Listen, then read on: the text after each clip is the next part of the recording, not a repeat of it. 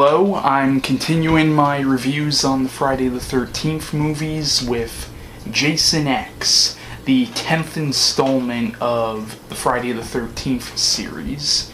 Now, in all honesty, Jason X is probably my least favorite in the series. Personally, I don't like the movie, to be honest.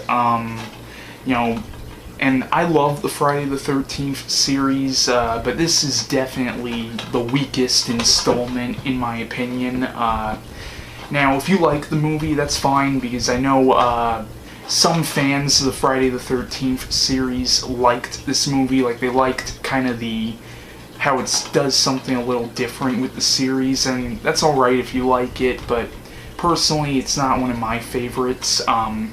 Originally, this was going to be some big rant on the movie, but really I'm not going to rant on it. I just personally do not like the movie. But basically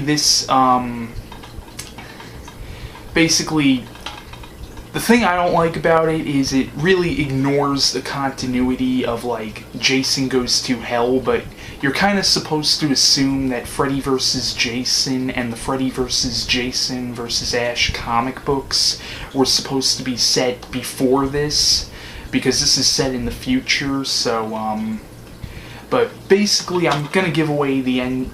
Basically, Jason Goes to Hell ended where Jason got dragged to hell by those demon things, and now all of a sudden in this movie, he's in some prison in the beginning of the movie, so, but then again, Freddy vs. Jason kind of picked up where Jason Goes to Hell left off, and in the second Freddy vs. Jason vs. Ash comic book series, because there were two Freddy vs. Jason vs. Ash comic book series, in the second one you find out that the government finds out about Freddy and Jason, so, like, that could explain, like, that could lead up to the events of this movie. So basically, even though this came out before Freddy vs. Jason and before the Freddy vs. Jason vs. Ash comic books, basically you're supposed to assume that this happened after the events of those movies. But what happens is Jason is now in a maximum security prison, and and they've tried numerous times to kill Jason, but of course he can't die, and they realize that he's some kind of supernatural being. What happens is, now they figure that they could probably use Jason for possibly military purposes, and, what happens is, these soldiers come to take Jason so they can try to use him for military purposes, and so what happens is Jason manages to escape, and he kills all these soldiers, and eventually this one woman who was against the idea of them keeping him alive, what happens is she manages to get Jason in this like, cryogenic chamber, and, she locks him in there, but all of a sudden he, like, stabs the machete through the thing and stabbing her in the stomach, and then, like, the doors in the room lock, and basically jumps ahead to 400 years in the future, and basically the world has been destroyed now. They don't tell you how the world was destroyed, but what happens is people, after the world ended, like, people moved from one planet to another planet similar to Earth, which they've now called Earth 2, and basically these people come back, to what's left of planet Earth, and they find the prison that they had Jason at, and they take the body of Jason and this girl, and what happens is they manage to bring this girl back to life, and what happens is, of course, Jason ends up coming back to life, and basically the whole premise is, it takes place on a spaceship, and Jason is killing people on the spaceship.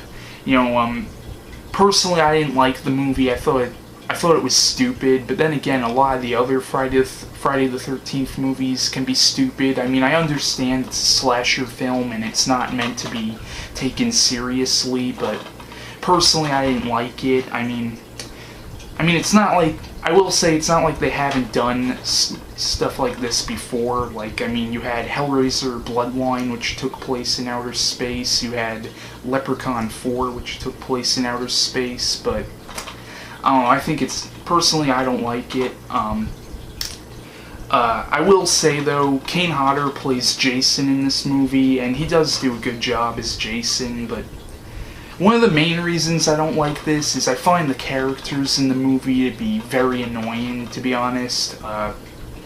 You know, now, towards the end of the movie, they end up killing Jason, but basically there are these things that they call the ants, which basically these ant things are used to, like, heal up wounds and stuff, and they kill Jason, but then these ants somehow are activated and they go to Jason's body, and towards the end of the movie Jason comes back, but he comes back as this, like, part Jason, part cyborg kind of thing, and I know a lot of people hated that, and even though I don't like the movie, I actually kind of thought it was kind of cool how Jason gets mutated towards the end of this, but besides that, I personally don't like it. But like I said, if you're a Friday the 13th fan, I mean, you might like it.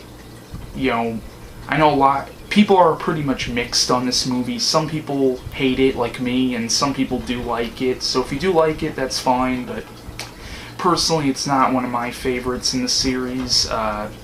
So yeah, that's my reviews on the Friday the 13th series. And I'm not going to be reviewing Freddy vs. Jason yet. I'm going to save that for when I review all the Nightmare on Elm Street movies, and I'm not going to be reviewing the remake because I don't include remakes as part of the franchise. What else can I say? Yeah, next weekend I'm actually going to be reviewing all the Evil Dead movies, which shouldn't be too hard. There's only 3 movies in that series. Then the weekend after that I'm going to be reviewing all the Nightmare on Elm Street movies, and then the weekend before Halloween I'm probably going to be reviewing all the Phantasm movies. So if you enjoyed my reviews on the Friday the 13th series, then stay tuned for those.